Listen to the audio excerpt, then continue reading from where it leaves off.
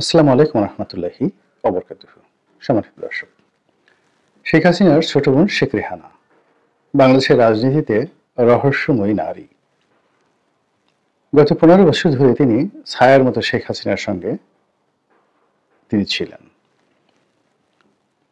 দেশ বিদেশে তিনি শেখ হাসিনার ছায়ার সঙ্গে ছিলেন। তিনি বাংলাদেশে আসলে গণভবনে থাকতেন এবং শেখ হাসিনা যে সকল ব্যক্তিগত জায়গাতে যেতেন, টুঙ্গিপাড়াতে যেতেন বা অন্য কোনো গুরুত্বপূর্ণ জায়গাতে যেতেন, সব জায়গাতেই শেখ রেহানা ছিলেন। তিনি কথা বলতেন খুবই অল্প। আমরা আসলে বাংলাদেশে শেখ রেহানার কোনো ভাষণ বা বক্তব্য বলতে গেলে শুনিনি। খুবই সংক্ষিপ্ত তার বক্তব্য, চুপচাপ তিনি থাকেন। কিন্তু তার সম্পর্কে মিথ ছিল প্রচুর, বদনাম ছিল প্রচুর। অনেকেই শেখ হাসিনার যে মুখরা চরিত্র, যে তিনি মুখে যা আসে তাই বলে দেন, তো এই মুখরা চরিত্রের জন্য সবাই মনে করতেন যে শেখ হাসিনা হয়তো নিষ্ঠুর নিষ্ঠুর নির্মম, কিন্তু দুর্নীতি করেন না। সব দুর্নীতি করে শেখ রেহানা। টাকার পাহাড় তিনি গড়ে তুলেছেন এবং বাংলাদেশের যত মন্দ লোকের মানে আওয়ামী সিন্ডিকেট ছিল সব জায়গা থেকে তিনি সেই যে হাওয়া ভবনের যে বদনাম ছিল ওই রকম হাওয়া ভবনের জায়গায় এখন রেহানা ভবন, এইভাবে তিনি 10 হাতে টাকা রোজগার করেছেন। এই কথাগুলো কিন্তু গত 15 বছর ধরে ব্যাপকভাবে প্রচারিত হতো, কিন্তু তিনি এটা নিয়ে কখনো রেসপন্ড করেননি। আর রেসপন্ড না করার মূল কারণ হলো আমরা যেহেতু বেশিরভাগ লোক ভীত সন্ত্রস্ত কাওয়ার্ড প্রকৃতির মানুষ, আমরা কখনই কথা প্রকাশ্যে বলতাম না, কানাঘোষা করতাম, নিজেরা বলা বলি করতাম। নিজের একটা ব্যক্তিগত অভিজ্ঞতার কথা বলি, উনি আমাকে অস্বাভাবিক স্নেহ করতেন। আমি শুনেছি, আমার সঙ্গে তার এরকম ব্যক্তিগত যোগাযোগ তেমন ছিল না। তারপর উনার যে স্বামী ডক্টর শফিক সিদ্দিকী, তিনি তার সঙ্গে আমার ব্যক্তিগত সম্পর্ক ছিল এবং তিনি আমাকে খুবই ভালোবাসতেন এবং এখনো বাসেন। তো এই কারণে শেখ রেহানা বা টিউলিপ, রূপন্তী, ববি, তাদের সম্পর্কে আমার একটা সফট কর্নার কাজ করে ডক্টর শফিক সিদ্দিকীর কারণে। অর্থাৎ শফিক সিদ্দিকী আমাকে ভালোবাসে, তার সাথে সম্পর্ক ভালো।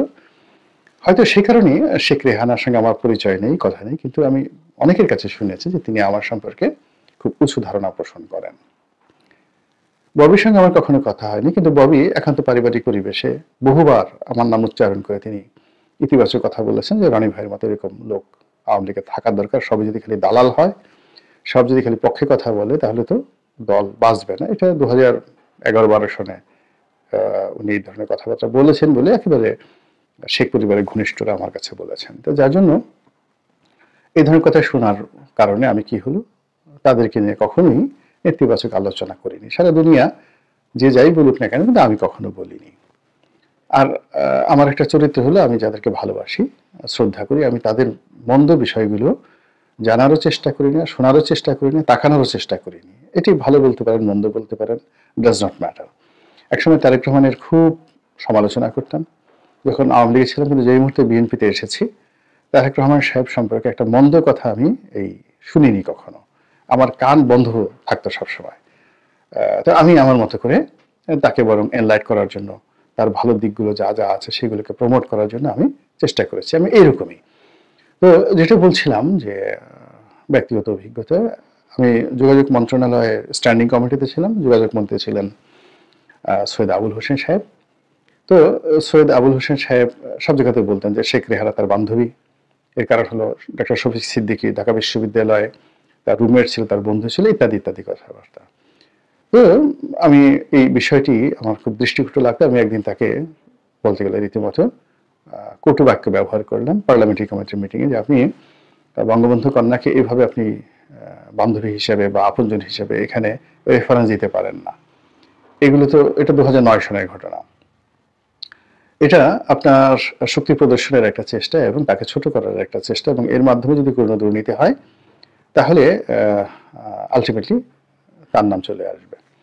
যাই হোক, আমি এখানেই থামলাম না। একজন শেখ রেহানার একজন পিয়ন ছিলেন, তাকে খুব স্নেহ করতেন, গণভবনে থাকতেন, নাম আব্দুস সালাম। আমার সাথে খুব ভালো সম্পর্ক ছিল, পটুয়াখালী বাড়ি তার, এই কারণে। তো আমি সালামকে একদিন বললাম যে, সালাম তুমি ছোট আপুকে এই কথাটা একটু বলো তো, যে সৈয়দ আবুল হোসেন তার কেমন বন্ধু। তো ওই গণভবনের একটা সুবিধা হলো কি, দুই বোনই শেখ হাসিনা শেখ রেহানা, তারা ওই পিয়ন, ড্রাইভার, দারোয়ান এদের প্রতি খুবই মানবিক আচরণ করতেন। এমনকি টুঙ্গিপাড়াতে গিয়ে দেখবেন যে বঙ্গবন্ধুর জামানাতে যারা ওই বাবুর্চি ছিলেন, কাজকর্ম করতেন, তাদের মধ্যে যারা বেঁচে আছেন, শেখ হাসিনা কিন্তু তাদেরকে এখনো রেখেছেন এবং ওই সম্মান দিয়ে রেখেছেন। তো যার জন্য ওখানে শেখ হাসিনা বা শেখ রেহানার যারা বিশ্বস্ত লোকজন, তাদেরকে তিনি অনেক কিছু করে দেন, অনেক কথাবার্তা বলেন। এর মধ্যে কেউ কেউ, ওই যে জাহাঙ্গীর, যে 400 কোটি টাকার পিয়ন, একটা সময় খুব অনেস্ট ছিল, আমি চিনি ওকে, ও খুবই অনেস্ট ছিল এবং শেখ হাসিনার খুবই ঘনিষ্ঠ ছিল। কিন্তু 2012 সনের পর থেকে ওর চরিত্র খারাপ হতে থাকে। 2012 সন পর্যন্ত মোটামুটি একটা রিজনেবল জায়গায় ছিল এবং শেখ হাসিনার সঙ্গে সে অনেক দিন ধরে আছে তার পিয়ন হিসেবে। এবং 1996 থেকে 2001 সন পর্যন্ত তো শেখ হাসিনা প্রধানমন্ত্রী ছিল এবং সে পৃথিবীর শত শত দেশে ভ্রমণ করছে এই পিয়নটা। কিন্তু দেখেন, যখন 1/11 হলো, তখন এই জাহাঙ্গীরের ঢাকা শহরে মানে বাজার করার মতো পয়সা ছিল না। আমি তাকে টাকা দিয়েছি বাজার করার জন্য, এটা আমি নিজে সাক্ষী। তো 2000 সেই অ্যাকশনের পর থেকে মোটামুটি চলছে, কিন্তু 1/11 সময় জাহাঙ্গীর ওরা এমন বিপদের মধ্যে পড়লো, এমনকি এই যে ওবায়দুল কাদের কিনে এখন অনেক কথাবার্তা হয়, এদের আসলে যে টাকা পয়সা দুর্নীতি হয়েছে, এটা 2000 এই মন্ত্রী হওয়ার পর, এইবার তাও মন্ত্রী হওয়ার পর প্রথম 2-3 বছর তারা ভালো ছিল ওবায়দুল কাদের। আর জাহাঙ্গীরের অবস্থা তাই। তো সালাম ঠিক ওরকম ওখানে কাজকর্ম করে, সালাম, রমা, মানে তারা ওই আমার কাছে আসতো মাঝে মধ্যে, যে ভাই একটু ওখানে একটু বলে দেন, ওখানে একটু বলে দেন, এর একটা চাকরি, ওর একটা চাকরি। কিন্তু ওইরকম ভাবে দুর্নীতির সঙ্গে আমি এদেরকে দেখিনি। কিন্তু জাহাঙ্গীর পরবর্তীতে খুব স্মার্ট হয়ে যায় এবং সম্ভবত 2013 সনের পর থেকে এই সে আন্ডারওয়ার্ল্ডে যেতে থাকে। এনিওয়ে, তো যাই হোক, এখন এই যে শেখ রেহানাকে আমি বললাম যে তুমি সালাম বলো যে আমি বলছি এই কথা। তো শেখ রেহানা আমাকে টেলিফোন করে বললেন সালামকে যে তুমি তাকে আসতে বলো, আমি রনির সাথে একটু কথা বলবো। তো আমি আসলে সাহস পেলাম না, এই কারণ হলো প্রধানমন্ত্রী তখন বাংলাদেশে ছিলেন না। তো এখানে শেখ রেহানার সাথে ব্যক্তিগত সম্পর্ক যাদের যাদের ছিল, তাদের সবারই কপাল পুড়েছে। যেমন একসময় আব্দুল আল মিন্টুর সাথে তার ভালো সম্পর্ক ছিল, সাবির হোসেন চৌধুরীর সাথে ভালো সম্পর্ক ছিল। তো এটাকে শেখ হাসিনা কখনোই সহজভাবে নেননি। তার কাছে মনে হয়েছে যে মশারির মধ্যে মশারি টানাতে চায়। তো আমি ওই ঝুঁকিটা নিলাম না, যে শেখ হাসিনার সাথে সম্পর্ক আছে, আমি তাকে একটা কথা বললাম। পরবর্তীতে উনি বাংলাদেশে এসে জানলেন যে রনি এসে শেখ হাসিনার সাথে দেখা করেছে, বা বাবুল হোসেনের বিরুদ্ধে কথা বলেছে, আমার এমপিগিরি নিয়ে টানাটানি লাগতো। ফলে আমি বললাম যে আপা আমি আসবো, বাট নট নাও, বড় আপা আসুক তখন আসবো। তো এইরকম পরিবারটাকে আমি দেখেছি। ফলে আমি তাদের দুর্নীতি নিয়ে যে এখন যে সকল কথাবার্তা শুনছি, আমার কাছে হিসাব মিলছে না। এবং সেখানে টিউলিপের মতো একজন সংসদ সদস্য, বর্তমান মন্ত্রী, তিনি $6 বিলিয়ন ঘুষ খেয়েছেন। $6 বিলিয়ন মানে 64,000 কোটি টাকা। এটা একজন ব্যবসায়ী হিসেবে যাকে বলা হয়, এটা কোনো অবস্থাতেই সম্ভব নয়। আপনি ইংল্যান্ডে যে কোনো প্রপার্টি কিনেন, টাকা রাখেন, সেখানে $1 বিলিয়ন তো দূরের কথা, $1,00,000 রাখাটাই, বা £1,00,000 কোনো কারো ব্যাংকে যদি থাকে, বিশেষ করে পলিটিক্যাল যারা লোকজন রয়েছে, তাদের যদি £1,00,000 কোনো বাড়ি থাকে, ও তাকে 100টা জায়গায় তাকে হিসাব দিতে হয়, ভীষণ রকমভাবে হিসাব দিতে হয়। তো সেখানে 64,000 কোটি টাকা যদি সে ইংল্যান্ডে থাকে বা অফশোর ব্যাংকিং এর মাধ্যমে তার অন্য কোনো জায়গাতে থাকে, টিউলিপ নির্বাচনে আসতেই পারতো না। ওখানে পুরো সিস্টেমটা এইভাবে কাজ করছে।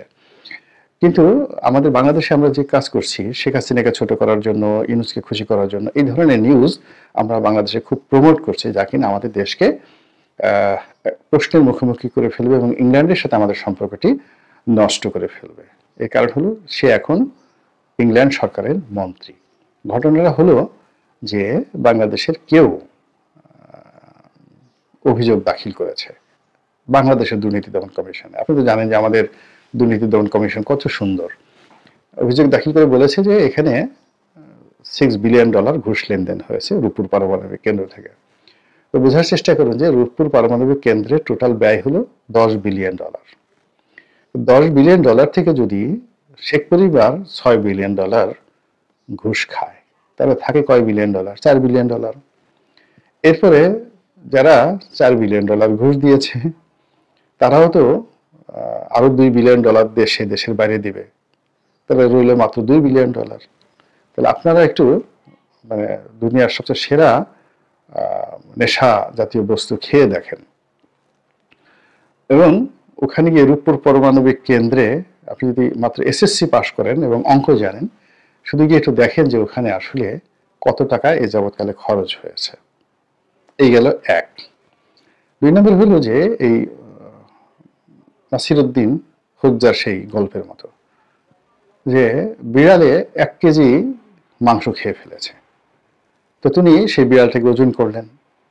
তার স্ত্রী অভিযোগ করলো যে তোমার এই 1 কেজি মাংস বিড়ালে খেয়ে ফেলছে। তো বিড়াল ওজন করার পরে দেখলো বিড়ালের ওজন 1 কেজি। তখন নাসিরুদ্দিন হুজ্জা বললো যে যদি বিড়াল মাংস খেয়ে থাকে তাহলে এই 1 কেজি তো মাংস এখানে, তাহলে বিড়াল কই?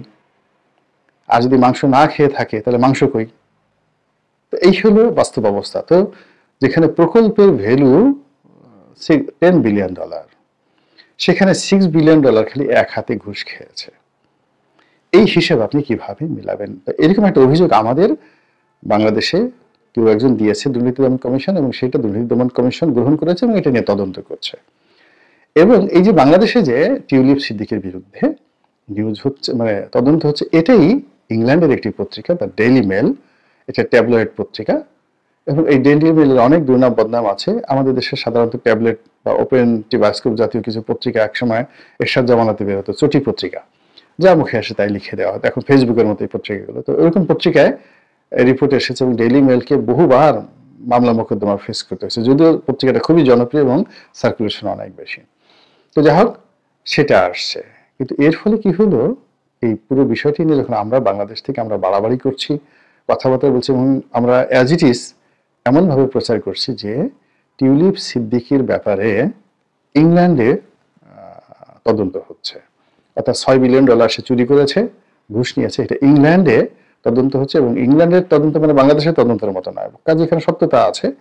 এবং এইরকম যখন একটা পরিবেশ পরিস্থিতি তৈরি হয়েছে, ঠিক সেই সময়টিতে এখন যিনি ব্রিটেনের প্রধানমন্ত্রী, তিনি তো ক্ষমতাসীন দলের মন্ত্রী এবং দুর্নীতি সংক্রান্ত মন্ত্রী, সিটি মিনিস্টার তিনি, দুর্নীতি সংক্রান্ত বিষয়ের। তো তার প্রধানমন্ত্রী তার পক্ষে দাঁড়িয়েছেন, এবং ব্রিটেন কূটনৈতিক চ্যানেলে তাদের গোস্বা প্রকাশ করেছে যে তাদের দেশের একজন মন্ত্রী সম্পর্কে এই ধরনের বক্তব্য দেওয়া, প্রচার করা এবং কোনো তথ্য এবং উপাত্ত ছাড়া এরকম জিনিস কথাবার্তা বলা, এটা ব্রিটেন খুব স্বাভাবিকভাবে নিচ্ছে না।